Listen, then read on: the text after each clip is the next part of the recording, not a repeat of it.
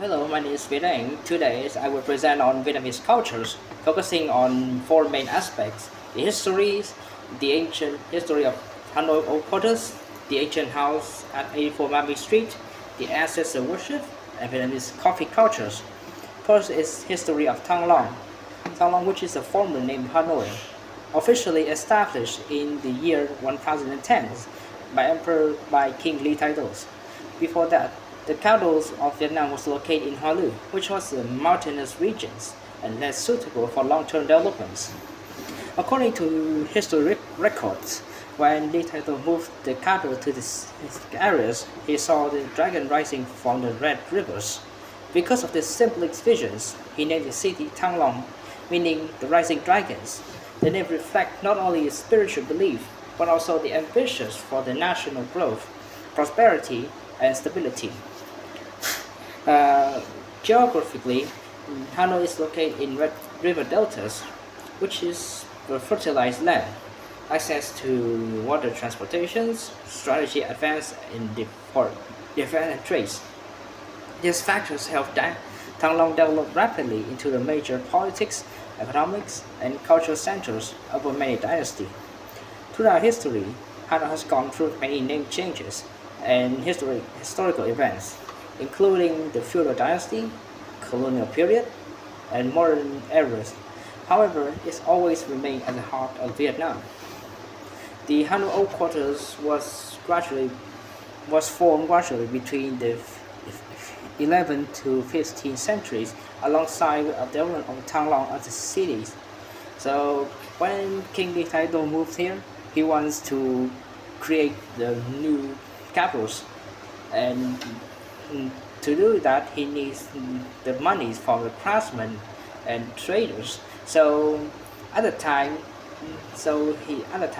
he gathered all the craftsmen and traders from nearby village and ordered them to migrate to the cities and sell their products. Instead of spreading randomly, they grouped together based on their professions. This created specialized areas where each group focused on producing and selling of critical goods. For example, silversmiths, blacksmiths, textile workers, paper makers all had their designated street. Over time, this system became more organized and stable and formed what we call the Old Quarters.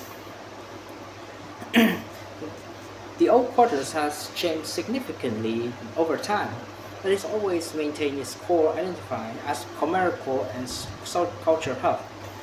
During the feudal period, it was one of the busiest trading centers in the country. The guild system played an important role, helping regulate productions, maintain qualities, and protect the interests of craftsmen. Later on in 19th century, during the French colonial period, the old quarters experienced a major change. The French introduced the Western style architecture, wide, wider roads, new urban planning methods. As a result, many buildings today show a mixture between the traditional Vietnamese and the French design element. In the modern era, the Old Quarters has become one of the most popular tourist destinations in Vietnam. Despite the modernization, it still preserves many cultural values, including small family business, street vendors, cultural practice. This combination of old and new makes it a unique and vibrant area. The ancient street in the Old Quarter was established based on high organized systems. Each street dedicated to selling a specific craft and type of production. This organization has several advantages. First is make it easier for customers to find what they need because they knew exactly where to go for the specific products. Second is encourage competitions and cooperations between craftsmen, which helps to improve product qualities. Additionally, this system allows knowledge and skills to be passed down from generation to generations within the same communities. Many families continue the same trade for hundreds of years. Today, although the original system is no longer as strict, traces of these structures can be still clearly seen in the old quarters. One of the most interesting features of the old quarters is the street name, most of them begin with the word "han," which means goods or products. This name directly reflects the type of good that were traditionally produced and sold on the street. For example, like handbag prefer to sell silver products, guys is for silk and textiles, and Ma specialize in votive papers, ceremonial items. The naming is not just a practically, but is to serve as a historical records of the economic activity in the area. Even though that many streets today sell a wide variety of products, the original names have been preserved, maintaining a strong connections to the past. In Hanoi, it would be common to see the lower part of tree painted using the line. This practice has had both practical and traditional purpose. First, that this will act as a natural disinfect, disinfectant. It helps protect trees from insect, pests, and fungus disease, which can cause a damage or weakening them. Next is the white colors provide visibility, especially at night, which can help reduce an accidents by making trees more noticeable to driver and pedestrians. And finally, this practice become familiar and symbolic features of urban life in Hanoi, reflect a simple but effective methods of environment maintenance. The ancient house at 84 Mamley Ancient is one of the best preserved examples of traditional urban housing in Hanoi quarters. During this house was built in the late 19th centuries, when both Vietnamese feudal traditionals and French colonial influence in Hanoi. Originally, the house belonged to merchant families. Uh, More specifically, is like Quang Dong, if I remember correctly, was used for both commercial and resident purpose. In front of the section, the owner ran a small business, typically selling goods such as rice or traditional products. The middle back area where is living space for the family. This reflects a common lifestyle in old quarters, where business and daily life were closely connected. Over time, the house went through with several changes. During the 20th century, especially in a difficult economic period, it was divided and shared by multiple families. This led to some structural modifications and overcrowding. In the late 1990s, the house was restored with support from conventional program, aiming to preserve its original architectures and cultural values. Today, it serves as a cultural site and museum, helping visitors to understand traditional Vietnamese living space. One of the most distinctive features of the house is the tube-like shape, meaning it is very narrow on the front but extend deeply inside. There are two main reasons for this. First, in the past, the text was based on the wide of the house facing into the street. As a result, people might build a narrow house to reduce tax costs by extending the length of maximum space. Otherwise, the land in Old Quarter was limited and higher values.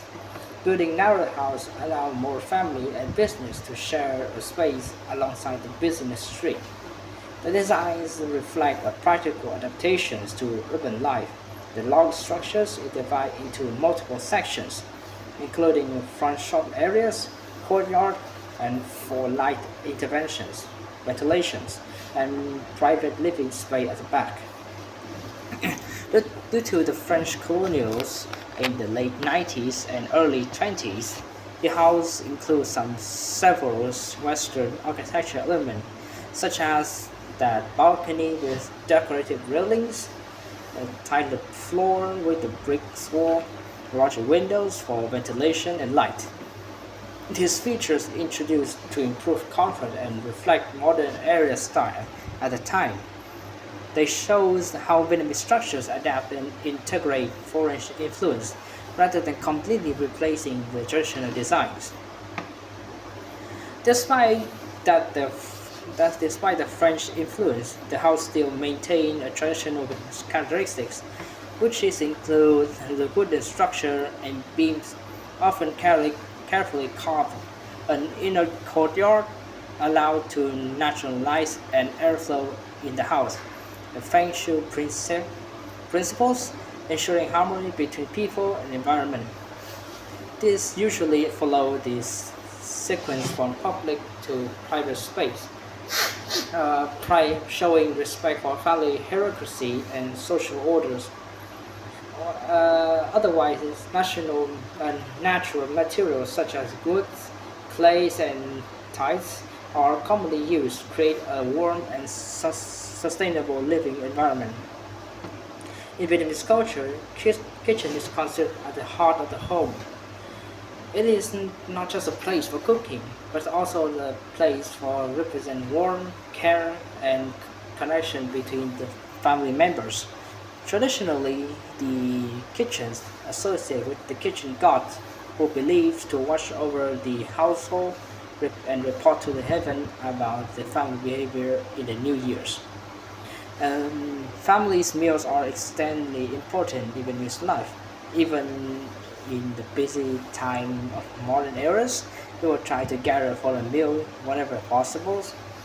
These are not about the eating, but also about the sharing the experience, the strengthening relationship, teaching respect and family values. In the ancient house, the kitchen usually located at the back, symbolizing the both practical and privacy. The doorstep, threshold, or bầu cửa is a small but meaningful architect details in Vietnamese house. Physically, it is raised wood or stone bar at the entrance of the house, but beyond the practical function, it carries important cultures and spiritual meanings. Firstly, it acts as a boundary between the outside and inside world, helping to keep dust, water, and insects out. More importantly, in spiritual belief, it is to be prevent the bad spirit from entering the house. They believe that negative energy cannot easily cross this barrier.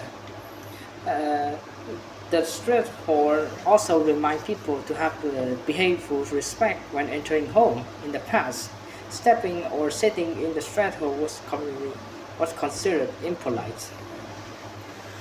Next is about the ancestor worship. This is one of the most important and long-standing traditional in Vietnam cultures.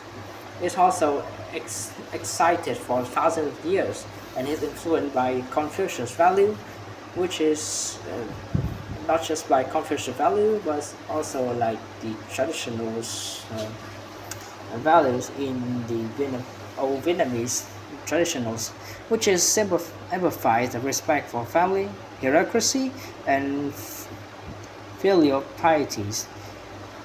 They believe that although their ancestors passed away, their spirits still exist and continue to watch over the descendants. Because of this belief, many families in Vietnam maintain a strong spiritual connections with previous generations through rituals and daily practice. Most family home have family altars where photos or tables of the ancestor are placed on special occasions such as Lunar New Year's, death anniversaries, or important family Eve. People offer food, light, incense, and prayer to honor their ancestors. The significance of ancestor worshipping cannot can be seen in three main aspects.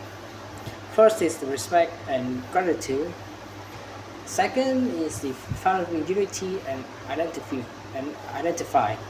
And the last one is the spiritual support. Support, as the people believe ancestors can protect and guide them in their life. The theory of five elementals or ngũ hành plays an important role in Vietnamese spiritual life, include five elements, which is metals, wood, fire, waters, and earth, present the balance and harmony in the universe. These elements are not abstract idea, but reflect of arrange from of the family altars. By arrange these elements together, the altars become balanced and spiritual place. This harmony is believed to bring peace, luck, and stability to the families. In each place on the altar carry a specific symbolic meaning, such as the burning license. uh, incense smoke is believed to connect the physical with the spiritual world, act, which is act like sounds kind of like a bridge for communication between the living and the dead. The candles or the oil lamp. These represent light, guidance, and hope, symbolize the presence of ancestors and helping their spirit. Flower stand for purity, beautiful, and respect. Flowers are often chosen to show these sincerities. Fruit symbolize prosperity, gratitude, and the result of hard work. Different fruit may also carry different meanings, depends on the cultures. Water present life, clarity, and sincerities. It is one of the simplest but most meaningful offerings.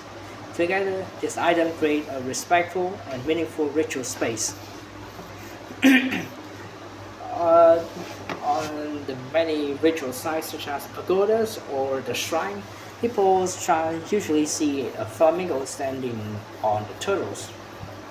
This is the Vietnamese traditional symbolics, often like the symbolics. This image carries a deep meaning in Vietnamese philosophy.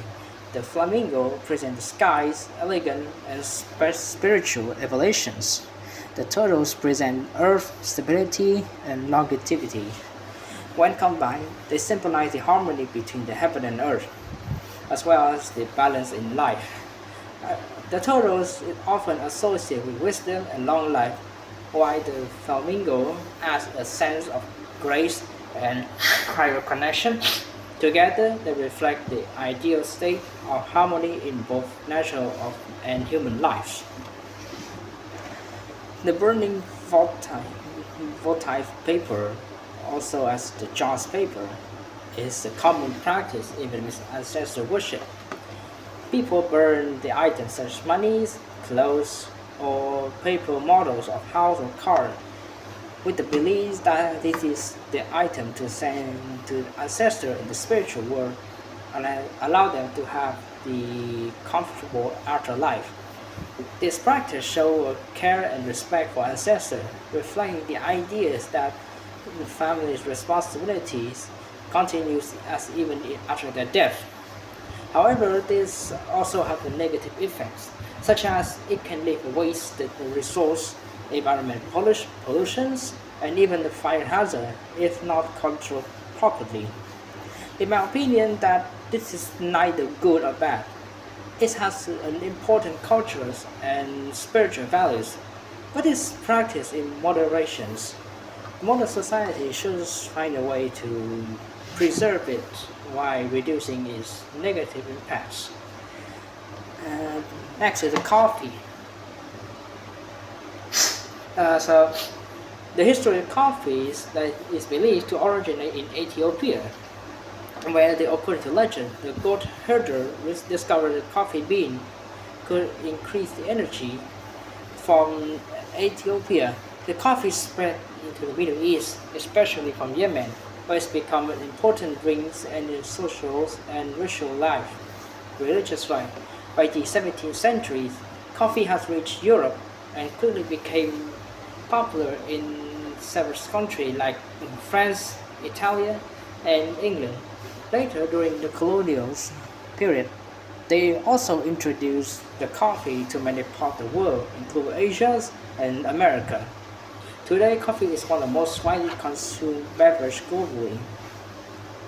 The history of coffee in Vietnam was late date back to the 19th centuries by the French colonists. At first, it was mainly grown in the northern regions, but later on, they expanded into higher to central highland, where the climate and soil is more ideal for the cultural cultivation, for the coffee cultivations. Today, Vietnam is one of the most largest coffee producer in the world, especially known for its robusta beans. The coffee industry play an important role in the country economy, providing jobs and contributing significantly to export. Over time, the Vietnamese people adapt coffee to their own taste and culture, creating unique and brew method and style. So the Vietnamese coffee is quite different from many countries.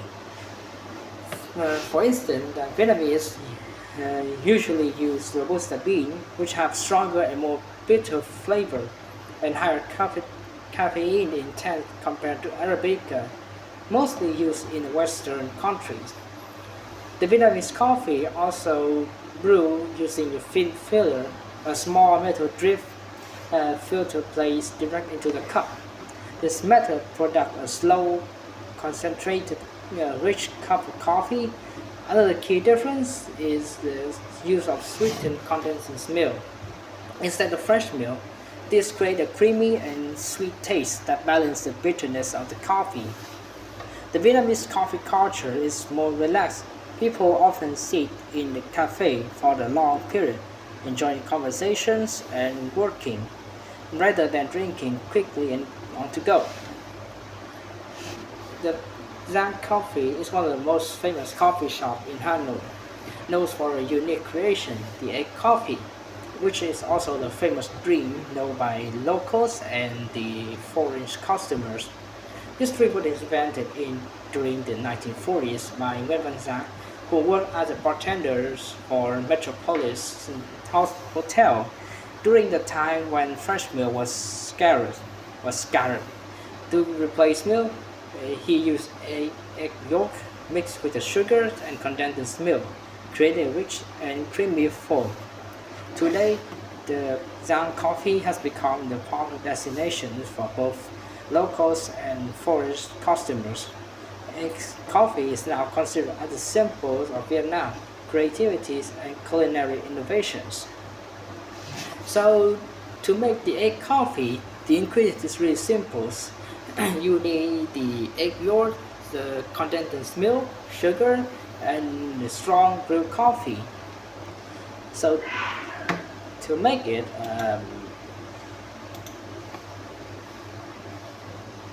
well, first that you need to brew a cup of strong coffee. Use a thin filters, like with an egg yolk with the condensed milk and sugar. Next is then gently pour the mixture on top of the hot coffee. As a result, it's a drink with a sweet, rich, sweet, and slightly foamy texture, combining bitterness and sweetness in a unique way. Thank you for listening.